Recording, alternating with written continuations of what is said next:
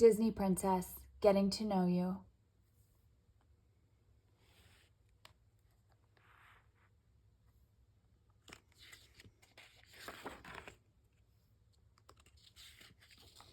Disney Princess, Getting to Know You. Maybe the beast has a heart after all, thought Belle. That very day he had rescued her from a pack of wolves in the forest. Even though the beast was angry with Belle for having left the castle against his orders, he had chosen to risk his own life to save hers. Maybe I could try a little harder to be his friend, she told herself. He certainly looks harmless now. Poor dear.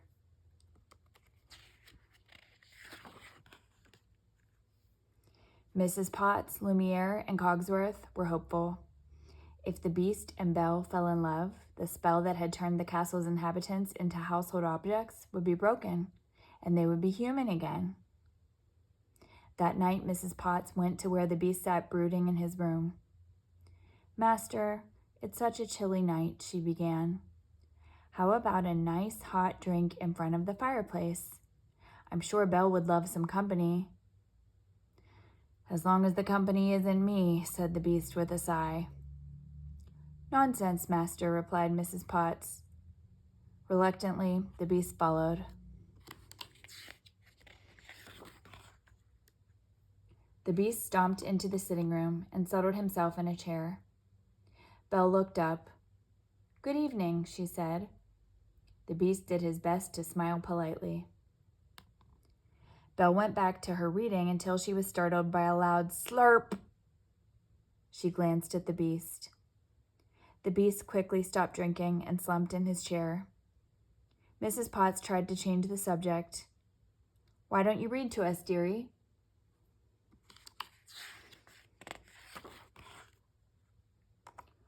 "Once upon a time, there was an old woodcutter," Belle began. "That sounds so boring," interrupted the beast. Mrs. Potts asked gently, "Is there another story, Belle?" Belle flipped through the pages until she found a tale filled with fire-breathing dragons and brave knights. The beast sat on the edge of his seat listening to every word, and when he started to drink his tea again, he took care to sip instead of slurp.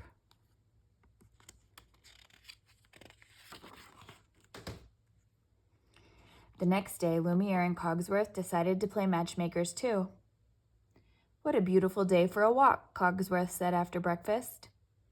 "What's the point of taking a walk?" challenged the beast. "Walking is useful only when you have somewhere to go." But before Belle and the beast knew it, they were bundled into their winter cloaks and herded outdoors. "There's nothing more romantic than a walk in the snow," Lumiere sighed dreamily.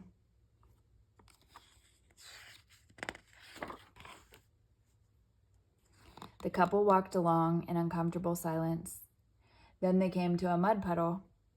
A gentleman would carry me over, Belle thought. Clearly, the beast wouldn't. "Oh, well, here I go," she thought as she waded through the mud.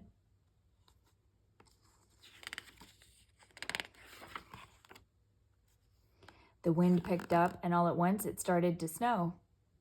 "It looks as if a bad storm is coming," the beast warned. "We'd better get back while we can still see where we're going."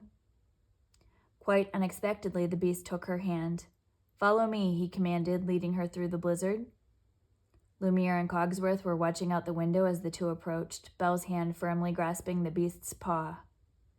"How romantic!" exclaimed Lumiere.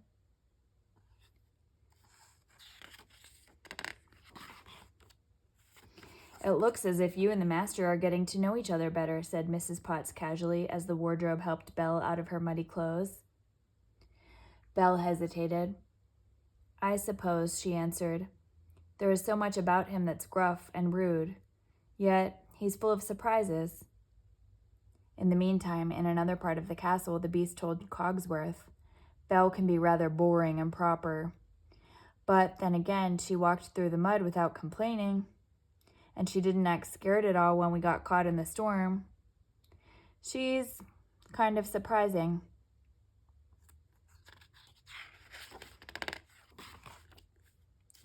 That afternoon, Mrs. Potts prepared a lovely picnic lunch and served it in the greenhouse of the castle.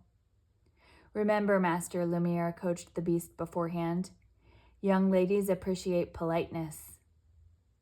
"Try to be understanding, Belle," begged Mrs. Potts in another room. "The master's manners aren't always what they should be, but he's trying."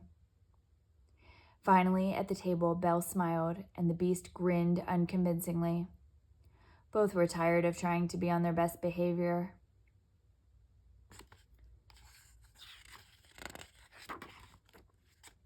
The beast picked up a chicken leg and began to devour it.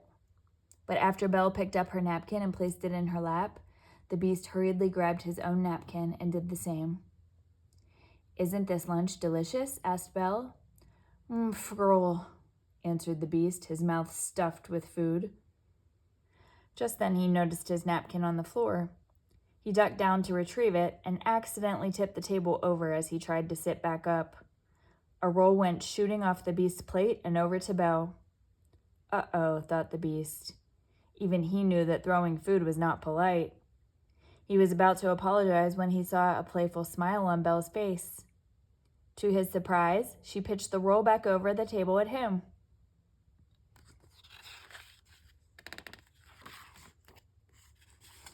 When Mrs. Potts, Lumiere, and Cogsworth came to check on the pair, they couldn't believe their eyes. The room was a mess, and even more peculiar, Belle and the beast were laughing. Mrs. Potts smiled knowingly.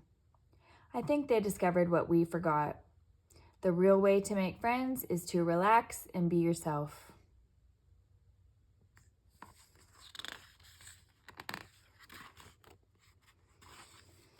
Belle and the beast shared a perfectly wonderful dinner that evening.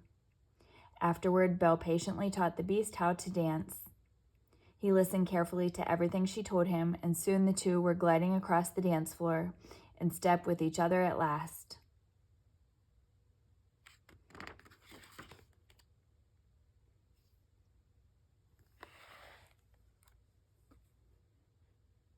The end.